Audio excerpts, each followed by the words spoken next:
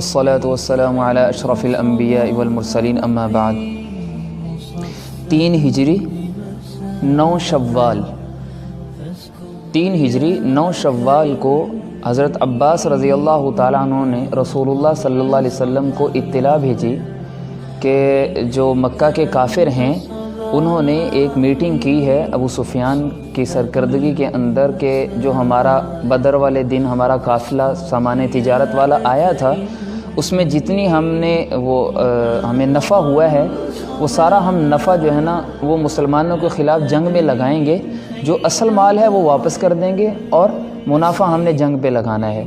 اس چیز پر ان کا اتفاق ہوا اور انہوں نے جنگ کی تیاریاں کرنی شروع کر دیں۔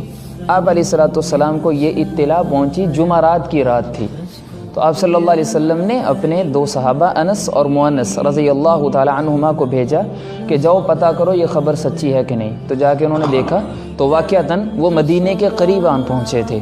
آپ علیہ الصلوۃ والسلام نے اگلے دن جمعے کا دن تھا تو جمعے کی نماز پڑھی، اور جمعے کی نماز پڑھانے کے بعد پھر آپ نے صحابہ کرام سے مشورہ کیا کہ کیا ہونا چاہیے۔ صحابہ کرام سے مشورہ کیا تو ان میں جو بڑی عمر کے صحابہ تھے، جو اکابر صحابہ تھے، انہوں نے عرض کیا کہ یا رسول اللہ صلی اللہ علیہ وسلم، ہماری رائے یہ ہے کہ مدینہ منورہ کے اندر رہ کر جو ہے نا وہ ان کا مقابلہ کیا جائے، مدینے سے باہر نہ جایا جائے۔ اور آپ علیہ الصلوۃ والسلام کی بھی رائے یہی تھی کہ مدینے کے اندر رکا جائے۔ اور جو عبداللہ بن ابی منافق ہے نا، جو ظاہراً اسلام کا کہنے والا تھا اور اندر سے اس نے بھی یہی رائے دی تھی کہ مدینے کے اندر رہ کے حملہ کیا جائے، ہم مدینے سے باہر جب بھی جاتے ہیں ہمیں نقصان اٹھانا پڑتا ہے۔ لیکن وہ صحابہ جو نوجوان تھے اور بدر کے اندر شرکت نہیں کر سکے تھے، اب وہ تو جوش کی وجہ سے وہ کہہ رہے تھے کہ نہیں یا رسول اللہ آپ ہمیں جنت سے محروم نہ کریں۔ مطلب کیا تھا کہ ہم شہادت چاہتے ہیں، باہر جا کے لڑتے ہیں۔ اور بڑے صحابہ میں سے حضرت حمزہ رضی اللہ تعالیٰ عنہ اور سعد بن معاذ رضی اللہ تعالیٰ عنہ یا سعد بن عبادہ رضی اللہ تعالیٰ عنہ جو انصار کے سردار تھے، انہوں نے بھی عرض کیا کہ یا رسول اللہ ہم اگر مدینے کے اندر رہ کے لڑیں گے تو وہ کہیں گے یہ ڈر گئے ہیں، تو ہم مدینے سے باہر جا کے لڑیں گے۔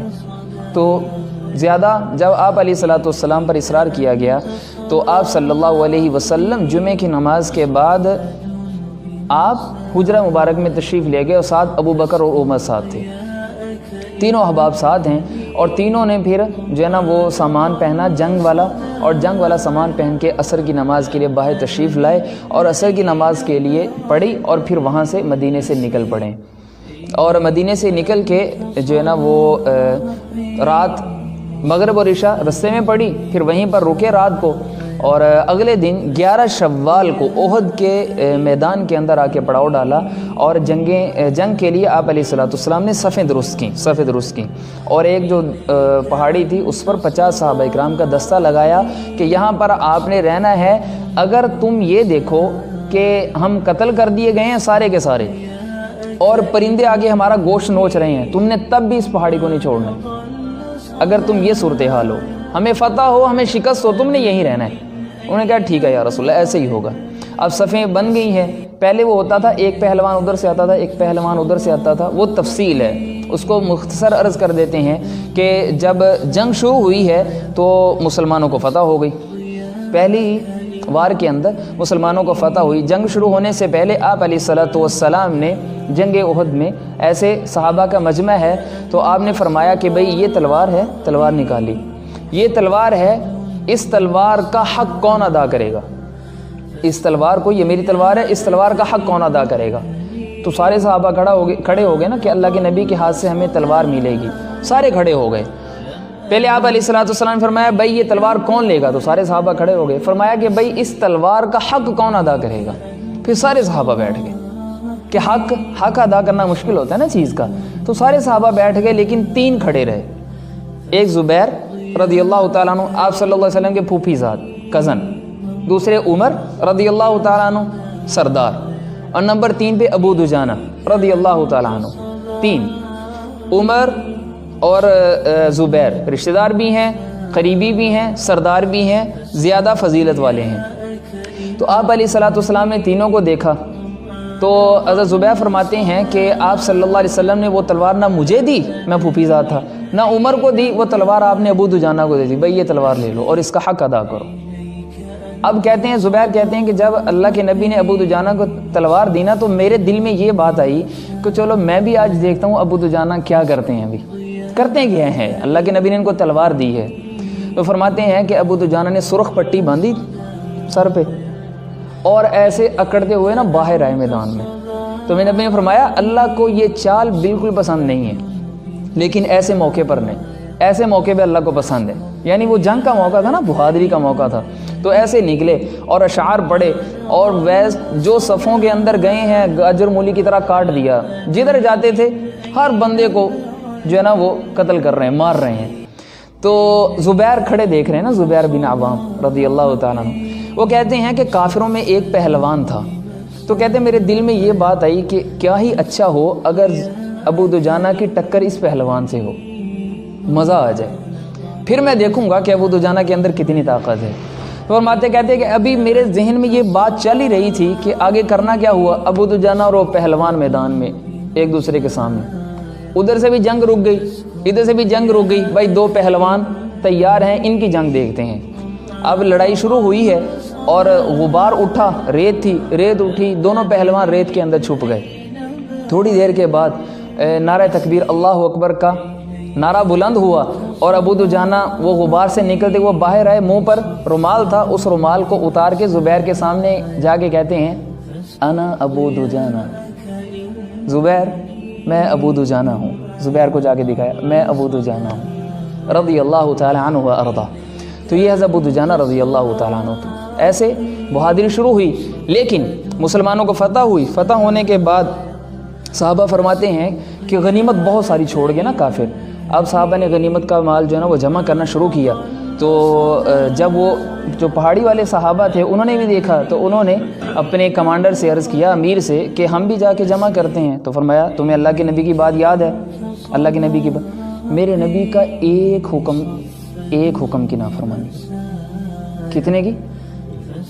ایک حکم کی نافرمانی ہوئی، پھر نتیجہ کیا نکلا؟ 70 صحابہ شہید ہوئے، فتح شکست میں بدل گئی۔ آج ہم قدم قدم پہ رسول اللہ کے حکموں کو توڑتے ہیں، ہماری کیا صورتحال ہوگی؟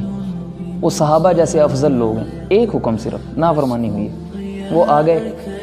خالد بن ولید تو پہلے ہی ایسے میں نا گھات لگائے تھے کہ بھائی کون سا موقع ملے گا اور ہم نے پیچھے سے وار کرنا ہے۔ یہ موقع دیکھا، ادھر سے انہوں نے حملہ، خالد بن ولید نے آ کے حملہ کیا، ابھی اسلام قبول نہیں کیا تھا۔ ادھر سے جو کافر بھاگ رہے تھے نا انہوں نے بھی حملہ کیا، ادھر سے انہوں نے حملہ کیا، درمیان میں مسلمان آ گئے۔ پھر جو مار دھاڑ ہوئی، 70 صحابہ شہید ہوئے اور صحابہ کے اندر بھگدڑ مچ گئی۔ حضرت مصعب بن عمیر رضی اللہ تعالی عنہ، یہ آپ صلی اللہ علیہ وسلم کے ہم شکل تھے، جب یہ شہید ہوئے تو جو ہے نا وہ پورے مجمع کے اندر آواز لگنے لگی کہ اللہ کے نبی شہید ہو گئے ہیں۔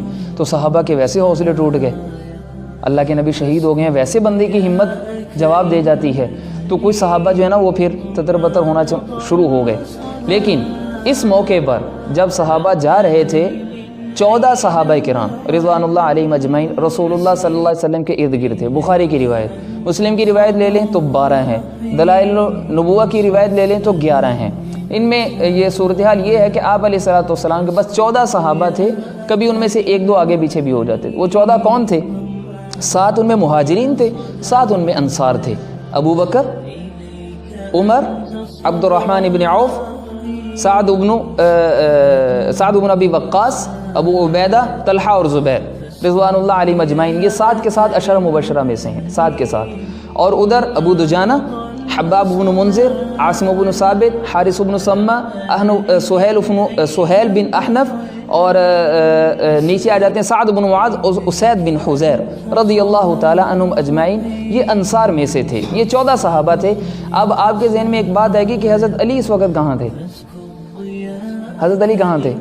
تو مولا علی جب مصعب بن عمیر رضی اللہ تعالیٰ عنہ شہید ہوئے ہیں تو اللہ کے نبی صلی اللہ علیہ وسلم نے جو جھنڈا تھا نا وہ کس کو پکڑا دیا تھا؟ حضرت علی کو پکڑا دیا۔ تو وہ تو جنگ کے اندر تھے، وہ تو لڑ رہے تھے۔ آپ علیہ الصلوۃ والسلام کے ارد گرد یہ 14 صحابہ تھے، حضرت ابوبکر بھی ان کے اندر تھے اور انہوں نے بہادری کے جوہر دکھائے۔ احد کا دن روایات میں آتا ہے کہ یہ سارا کا سارا حضرت ابو طلحہ رضی اللہ تعالیٰ عنہ کا تھا۔ حضرت ابوبکر رضی اللہ تعالیٰ عنہ جب احد کا ذکر فرمایا کرتے تھے نا، فرمایا کرتے تھے کان ذلک اليوم كله لطلحہ، بھائی وہ سارا کا سارا دن طلحہ کے لیے تھا. طلحہ نے کیا کیا تھا؟ آپ علیہ الصلوۃ والسلام کے دفاع میں یہ ہاتھ سے تیر روکے، یہ ہاتھ شل ہو گیا تھا، ختم، یہ جواب دے گیا تھا. اور آپ حضرت طلحہ کے جو پشت پر اور سینے پر دیکھا گیا تھا تقریباً 80 سے زیادہ تلوار اور نیزوں کے زخم تھے، 80 سے زیادہ. اور اس دن انہوں نے 3 کمانیں توڑی تھی تیر چلا چلا کے. جو بھی تیر والا گزرتا تھا تو اللہ کے نبی فرماتے تھے بھائی یہ تیر کمان طلحہ کے لیے چھوڑ دو. وہ تیر چلانے 3 کمانیں توڑی تھیں. اتنی انہوں نے لڑائی کی تھی حضرت طلحہ رضی اللہ تعالیٰ عنہ نے. آپ علیہ الصلوۃ والسلام اس دائرے میں تھے، تھوڑا سا اوپر ہو کے دیکھنے کی کوشش کرتے تھے جنگ کی کیا صورتحال ہے. تو حضرت طلحہ عرض کرتے یا رسول اللہ فداک ابی و امی، یا رسول اللہ میرے ماں باپ آپ پر قربان ہوں، میرا سینہ آپ کے سینے کی دفاع کے لیے حاضر ہے، آپ نیچے رہیں، آپ کو تیر نہیں لگنا چاہیے. طلحہ رضی اللہ. آپ علیہ الصلوۃ والسلام جب زخمی ہوئے نا تو دندان مبارک شہید ہوئے اور جو ہے نا وہ گھڑے کے اندر گرے، وہ گھڑا لگا اور آپ علیہ الصلوۃ والسلام ایسے گرے اور بے ہوش ہو گئے تو اٹھا نہیں جا رہا تھا. تو حضرت علی نے اور حضرت طلحہ رضی اللہ تعالیٰ نے سہارا دے کے اٹھایا آپ علیہ الصلوۃ والسلام کو، اور چہرہ مبارک لہو لہان تھا، اور جب دان ٹوٹتا ہے تو لہو لہان ہوتا ہے. اسی طریقے سے جو خود اللہ کے نبی نے وہ جنگی ٹوپی ہوتی ہے وہ سر پہ پہنی ہوئی تھی، اس کی 2 کڑیاں جو ہے نا وہ رخسار مبارک کے اندر چلی گئی تھی. تو حضرت ابو عبیدہ بن جراح رضی اللہ تعالیٰ عنہ جو عشرہ مبشرہ میں سے، انہوں نے اپنے دانتوں سے وہ نا کڑیاں باہر نکالی تھی، تو سخت تھی. تو حضرت ابو عبیدہ کے اگلے 2 دانت جو ہے نا وہ ٹوٹ گئے تھے، 2 دانت ٹوٹ گئے تھے. لیکن بعد میں صحابہ فرماتے ہیں کہ ٹوٹے دانتوں کے ساتھ ابو عبیدہ کے حسن کو 100 چاند لگ گئے، وہ اور زیادہ خوبصورت لگنے لگ گئے. اللہ تعالیٰ کی طرف سے ہے. ایسے ہی ان میں ایک صحابی تھے، انہوں نے آپ علیہ الصلوۃ والسلام کا جو خون تھا نا اس کو پی لیا تھا. چہرے مبارک پر جو خون تھا نا، کپڑا کوئی نہیں مل رہا تھا، اس کو پی لیا. تو آپ علیہ الصلوۃ والسلام نے فرمایا بھائی تیرے اوپر جہنم کی آگ حرام ہے.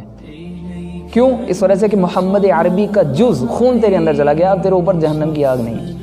یہ آپ علیہ الصلوۃ والسلام کی برکات اور صحابہ کا قربان ہونا تھا رسول اللہ صلی اللہ علیہ وسلم پر. حضرت قتادہ بن نعمان رضی، عجیب عشق و محبت کے قصے ہیں، یہ آپ سارا تو نہیں عرض کیا جا سکتا. قتادہ بن نعمان رضی اللہ تعالیٰ عنہ، جب صحابی کا نام ہے تو رضی اللہ تعالیٰ عنہ. حضرت قتادہ بن نعمان رضی اللہ تعالیٰ عنہ آپ علیہ الصلوۃ والسلام کے دفاع میں لگے ہوئے ہیں. جب کوئی تیر آتا ہے، تلوار آتی ہے، کچھ بھی آتا ہے تو اپنے آپ پر روک رہے ہیں. روکتے روکتے ایک تیر آیا کافروں کی طرف سے، اور وہ تیر آ کے حضرت قتادہ کی سیدھی آنکھ میں لگا، سیدھا وہ آنکھ کا ڈیلا باہر آ گیا مکمل ہی. تو انہوں نے نا وہ ڈیلا پھینکا نہیں، اس کو اپنے ہاتھ پہ رکھ لیا. یہ صحابہ ہیں، اپنے ہاتھ پہ رکھا. جب جنگ ختم ہوئی نا تو آپ علیہ الصلوۃ والسلام کے پاس لے کے آئے. اب اللہ کے نبی دیکھے تو دیکھ کے رو پڑے. فرمایا کہ اللہ سے دعا کی کہ یا اللہ جس طرح قتادہ کی آنکھ نے تیرے نبی کا دفاع کیا ہے، یا اللہ اس کی آنکھوں کو خوبصورت بنا دے. آگے کہنے لگے یا رسول اللہ یہ میری آنکھ ہے. تو آپ نے فرمایا بھائی 2 چیزیں ہیں، صبر کرو تو جنت ہے، صبر کرو تو جنت ہے، اور دوسری چیز یہ ہے کہ میں تمہاری آنکھ ٹھیک کر دیتا ہوں. تو عرض کرنے کہ یا رسول اللہ وہ بات تو ٹھیک ہے، لیکن میری ایک بیوی ہے، اس سے میں پیار بہت کرتا ہوں. اب میری ایک آنکھ جائے گی تو ہو سکتا ہے میری بیوی مجھ سے نفرت کرنے لگے، تو اب اس کا تو کچھ کرنا ہی پڑے گا. تو میرے نبی سید الکونین حضرت محمد صلی اللہ تعالی علیہ وسلم نے وہ آنکھ مبارک پکڑی، لعاب لگایا، اس آنکھ کو فٹ کر دیا، اور اللہ سے دعا کی کہ یا اللہ قتادہ کی یہ آنکھ پہلی آنکھ سے بھی زیادہ خوبصورت کر دے. فرماتے ہیں میں بوڑھا بھی ہو گیا تھا، میری اس آنکھ میں کبھی تکلیف نہیں ہوئی تھی. کیوں؟ محمد عربی کے ہاتھ لگے ہیں، آپ صلی اللہ علیہ وسلم کے ہاتھ لگے ہیں. اسی طریقے سے صحابہ نے ڈٹ کے آپ علیہ الصلوۃ والسلام کا دفاع کیا ہے. حضرت طلحہ ہیں، ابو دجانہ ہیں، محمد بن مسلمہ ہیں. کمال کی جو ہے نا داستانیں ہیں. ربیع بن خیثمہ رضی اللہ تعالیٰ عنہ، ان کے جو بیٹے تھے نا ربیع رضی اللہ تعالیٰ، یہ بدر کے اندر شریک ہوئے. بدر کے اندر نا آپس میں باپ بیٹا کہنے لگے، باپ بیٹے کو کہنے لگا خیثمہ رضی اللہ تعالیٰ وہ کہنے لگے کہ بیٹا ایسے کرو، تم جو ہے نا وہ اثار سے کام لو اور مجھے بدر میں جانے دو، میں اللہ کے نبی کے ساتھ جاتا ہوں، اور تم بچوں میں تم ادھر رہنا چاہیے، ایک بندہ واپس رہنا چاہیے پیچھے. تو کہنے لگے کہ ابا جان بات ہے جنت کی، بھائی موقع ہے جنت کا، اگر جنت کا موقع نہ ہوتا تو میں آپ کے لیے کوئی کچھ کر سکتا تھا، اب ہے موقع جنت کا اور شہادت کا، یہاں پر میں آپ کو آگے نہیں آنے دوں گا، شہید تو پہلے میں ہی ہوں گا. تو اب انہوں نے آپس میں بحث ہونے لگی بھی کون جائے گا. سبحان اللہ, کس چیز پہ بحث ہو رہی ہے؟ رسول اللہ کے دفاع میں بحث ہو رہی ہے کہ بھی کون جائے گا. اب کہتے ہیں جی فیصلہ کیسے ہو؟ تو کہا قرآن اندازی کرتے ہیں. اب قرآن اندازی ہوئی تو قرآن اندازی میں نصیب کس کا جاگا؟ بیٹے کا جاگ کے بھائی بیٹا جائے گا. اب بدر کے اندر بدریین میں کون شریک ہوئے؟ بیٹا جا کے شریک ہوئے. اب یہ بیٹے ادھر شریک ہوئے ہیں اور بدر میں شہید ہو گئے یہ, اور احد کے اندر خیسمہ شریک ہوئے اور یہ شہید ہو گئے احد کے اندر جا کے, اور کہتے تھے کہ یا اللہ میں بدر کے اندر تو رہ گیا ہوں, بدر میں شریک نہیں ہو سکا ہوں, لیکن میں احد میں شریک ہوں گا, اللہ بھی دیکھے گا میں کیسی لڑائی کرتا ہوں. ایک روایت میں یوں آتا ہے, انس بن نضر حضرت انس کے چچا ہیں, یہ بدر کے اندر شریک نہیں ہو سکے تھے, تو یہ اس وقت سے کہتے تھے کہ یا اللہ مجھے نا کسی جنگ میں موقع دے, میں کسی جنگ میں شریک ہوں تو پھر میرا رب بھی دیکھے گا کہ میں کیسے اس کے رستے کے اندر لڑائی کرتا ہوں. حضرت انس بن نضر رضی اللہ تعالیٰ جب انہوں نے خبر سنی کہ آپ علیہ الصلوۃ والسلام شہید ہو گئے ہیں, تو سعد بن معاذ کو دیکھا اور ایک اور صحابی کو دیکھا کہ وہ پریشان بیٹھے ہیں. کہا کہ تم عمر سعد کیوں پریشان بیٹھے ہو؟ کہا اللہ کے نبی شہید ہو گئے. تو فرمایا کہ رسول اللہ کے بعد تم نے زندہ رہ کے کیا کرنا ہے؟ اٹھو بھائی جہاد کرو, لڑو اٹھ کے. تو فرماتے ہیں کہ بھائی مجھے تو جنت کی خوشبو یہ احد پہاڑ کے پیچھے سے آ رہی ہے. واقعتاً فرما رہے تھے کہ مجھے تو احد پہاڑ کے پیچھے سے جنت کی خوشبو آ رہی ہے. لڑے, اللہ کے رستے میں شہید ہوئے. سعد بن ربیع رضی اللہ, عبد الرحمن بن عوف کے جو بھائی ہیں, یہ وہ مواخات کے اندر جو بھائی بنے تھے, سعد بن ربیع, آپ علیہ الصلوۃ والسلام نے اسپیشل ایک بندے کو بھیجا کہ بھائی جاؤ جا کے نا سعد کو تلاش کرو, سعد بن ربیع کو, وہ کہاں ہیں. تو جا کے وہ کہتے ہیں میں ڈھونڈ رہا تھا تو مجھے زخمیوں کے اندر سعد ملے. تو آپ علیہ الصلوۃ والسلام نے فرمایا کہ جہاں تمہیں سعد ملے نا, جا کے اس کو کہنا کہ اللہ کے نبی تمہیں سلام کہہ رہے ہیں, اللہ کے نبی تمہیں سلام کہہ رہے ہیں, اور پوچھ رہے ہیں کہ تمہارا حال کیا ہے. تو جا کے اس صحابی نے کہا کہ سعد اللہ کے نبی تمہیں سلام کہہ رہے ہیں اور پوچھ رہے ہیں کہ تمہارا کیا حال ہے, کیا حال ہے. تو کہنے لگے الحمدللہ میں اچھے حال میں ہوں, اور میں تو بس جنت میں جا رہا ہوں, اللہ کے نبی کو جا کے بتا دو میں جنت میں جا رہا ہوں, میں جنت میں جا رہا ہوں, میں اچھے حال میں ہوں. اور میری قوم کو بھی پیغام دے دینا, میری قوم کو بھی پیغام دے دینا کہ تمہاری ایک پلک جھپکنے والی بھی آنکھ باقی ہو اور رسول اللہ کو کوئی تکلیف پہنچ جائے تو اللہ کے سامنے تمہارا کوئی عذر قبول نہیں ہوگا. ناموس رسالت, اللہ کے نبی کی ذات پر, عزت پر کوئی حرف اٹھانے والی کوئی زبان, کوئی ہاتھ موجود ہو اور ہم زندہ ہوں, اللہ کے سامنے ہمارا کوئی عذر قبول نہیں ہوگا. یہ سعد بن ربیع یہ پیغام صحابہ کی طرف سے ہمیں دے گئے ہیں, لیکن یہ شہید ہو گئے تھے. اللہ تعالیٰ نے کی قبر پر کروڑوں رحمت نازل فرمائے. اللہ تعالیٰ میرا اور آپ کا حامی و ناصر اور صحابہ کرام کی سچی محبت نصیب فرمائے.